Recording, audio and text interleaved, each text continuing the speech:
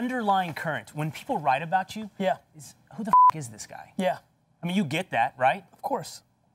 Who the are you? This is a word that is rarely talked about in our space that I want to start building more attention for.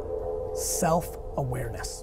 I want to deliver on this message so much. I would create a test or a drug that allowed people to become self-aware. One potion inject, not hustle, not smart, self-awareness. I don't fear being self-aware. I know I suck at a lot of stuff. I think everybody lies to themselves. Some people are meant to be B and C players. And I'm pissed that the narrative now is that you need to be a number one and have your company, because a lot of people are gonna lose or leave money on the table because that's just the narrative. I'm such a positive guy. I struggle to think about the things I'm bad at, but you know, self-awareness requires understanding both and then choosing which path you want to go through. I'm a big fan of going all in on your strengths and don't give a fuck about what you suck at. Self-awareness isn't only just betting on your strengths, it's accepting all your shortcomings. Let me tell you one thing, what works for me does not necessarily work for you. I think being at peace with yourself and your skill set is such an important part of this. Too many people try to be like me because it's sizzly and it's sexy and people want to be charismatic and on stage. So many of you do so many things better than I do. You can look at like how people roll and like it's great to admire and things of that nature, but it's so damn important to stick to like your DNA. Try to get to a place where you understand yourself and understand what your strengths are. You've got to find your self-awareness. All your shortcomings are there for a reason. They're there to also allow you to be great. Deep in your brain, deep in your heart, you actually accept all those shortcomings is the second your life goes on the offense. I worry that people don't tap into their strengths. You have to audit who you actually are, because then you're not gonna bullshit yourself. You're gonna storytell yourself, you're gonna motivate yourself, but you're not gonna bullshit yourself. And once you believe that, either for yourself or someone else told you, go directly, all chips, all into that. We've all got something, and you just need to accept what's yours and go in on that. Then you've got a starting point to success. In here right now, in a second, can think of something that they're not good at, that isn't noble, that they're a bad person in a second, that they know they haven't addressed yet with themselves. That's intriguing. That's the beginning of the process.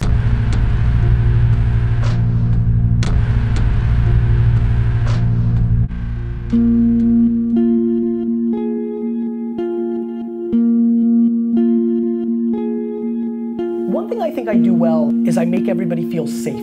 And so that's really important to me, because when you make people feel safe, they start telling you the truth. I really, really, really believe the thing that's holding people back is the romantic version of who they think they want to be or who they think they are versus who they actually are. Just because it's cool to be a startup founder now doesn't mean that's what you need to become. Mark put on a hoodie and a movie came out and you know, Instagram made $1 billion after 500 days and everybody decided they were an entrepreneur. I fully 100,000% with no hedge do not believe that you can teach entrepreneurship. I'm a humongous believer that ideas are shit and that execution's the game, right? We've all got ideas. Everybody's got ideas. Do you know how many fucking ideas we all have here? We could probably sit here for the next 2 hours, draw them all out, record them, and predict the next 78 great startups over the next 9 years. And you also have to think about what are you good at. I built a very unsexy business in the height of where I was and the game, because I was self-aware that that was gonna be an engine for me over 10, 20, 30 years, when it could have been a lot sexier to raise $50 million and play with the 14 ideas I have, but I know who I am. You can't just say it. You know how many people in here that I know intimately say they're hustlers, and then I watch because I'm curious, and they're just not? So you can't just say you want to go up there, because if you're gonna go there, you're gonna have to look a lot of shit in the face that you're not gonna like. If you do not have self-awareness, which is what I do think I have, and I think a lot of people don't have it, the only way you can gain it is by getting other people to give you the data points. But most people won't tell you the truth. So it's on you to create an environment, a very safe environment, for somebody to tell you the truth. This is the most important question I will ever ask you in my life. You need to tell me the truth. My intuition is you're not gonna wanna tell me the truth, but you have to understand I'm okay with it. I'm in the right mind space for this. I need the truth. And then you ask them, what do they think you're good at and bad at? Of what they truly think you're good and bad at, and then gather that data. A lot of people don't want to recognize what they're good at or don't want to accept that they're bad at something. And so I don't think people are honest with themselves. There's a lot of things I wish I was, but I just don't lie to myself. And I think lying to yourself has held back the far majority of this room from bigger upside. So many people are keyboard activists, right? Everybody's good at sending a tweet about how the world should be and nobody's doing anything about it. And that is just very much human nature. We've gotten soft as a culture. Yes. You know, I mean, of course we've gotten soft as a culture in the US because the US has had an incredible 200-year run, right? Like this is just what happens. You know, so as a culture, you know, I can't speak for, you know, people that live in the Amazon River, and I can't speak for, you know, people that still live in Belarus, but the American culture is soft, and that's a great thing. That means there's been enormous amounts of prosperity, but let's not be naive. I mean, people literally complain when somebody gives them the wrong amount of like extra cream in a Starbucks $6 coffee.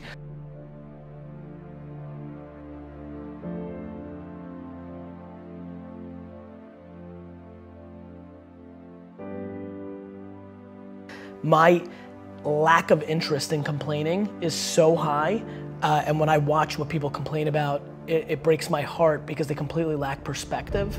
And I genuinely believe my happiness and optimism comes from my perspective. Even in political unrest times like right now, a lot of people are very bent out of shape, but the reality is that it's just never been better to be a human being. That's just the truth, that's just data, that's reality. And yeah, I mean, it's just a very fun time to be alive.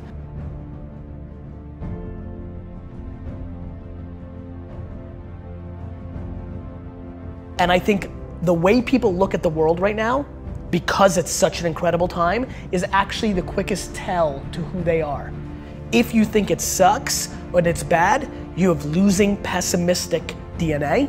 And if you think it's awesome and phenomenal, you have optimistic winning DNA. And I believe that to be true. And so that's where we're at. We're beating ourselves up. Like everybody sucks at something, right? Like we all have shortcomings and we all have strengths. And for me, it's like, why don't we just audit that? Like, why don't we just look at it that way and be like, all right, well, I'm good at this, but I'm not good at that. Like, and then I only focus what I'm good at, right? Like, I don't dwell that I can't fix shit around the house. I call somebody to fix it. Like, I'm not like, I'm not a man. I don't give a fuck. Like, you know, I don't get it. Like we all, like, I also think it's awesome that I'm so emotionally stable and I'm the emotional backbone of everybody. Is that what a dude's supposed to do? Like these cliches, these stereotypes, they're so silly. I'm fully in love with myself. But I'm also fully in love with everybody else too, right? It's not like it goes both ways. Like I tell people to buy into me, that work for me, it's because I buy into them first. Like I don't need anybody to gain trust with me.